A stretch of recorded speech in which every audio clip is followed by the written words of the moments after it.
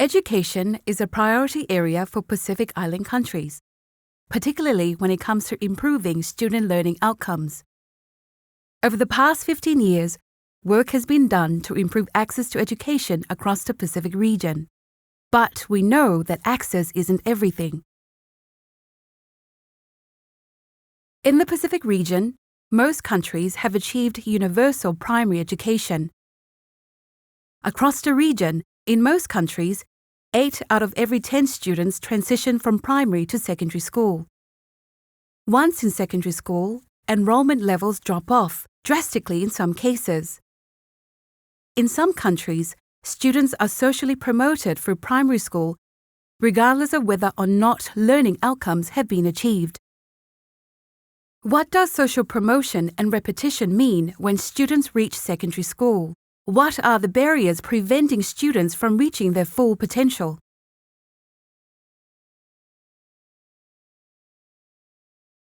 There are some differences across the region in terms of access to secondary education as well as coverage of secondary education. Students are leaving school without completion at the end of primary, in lower secondary, and upper secondary across the region. How does student well-being affect student performance? What do students need to be supported to achieve the desired learning outcomes? Data also shows that participation in early childhood education programs significantly improves student success in primary school. Across 10 countries, PILNA 2015 results showed a strong correlation between attendances at ECE programs and increased learning outcomes.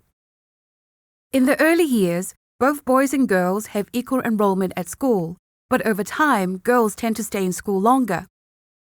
PILNA 2015 shows that overall, Year 6 boys are only performing at the level of Year 4 girls in writing. Why might this be the case? How does student well-being affect student performance?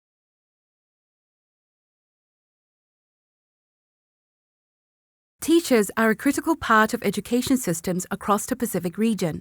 Over the last 10 years, the proportion of teachers who are qualified and are certified has increased. However, student learning outcomes have not improved at the same rate. What skills and knowledge do teachers in Pacific schools need to meet the needs of students? How do we know whether teachers have the needed competencies?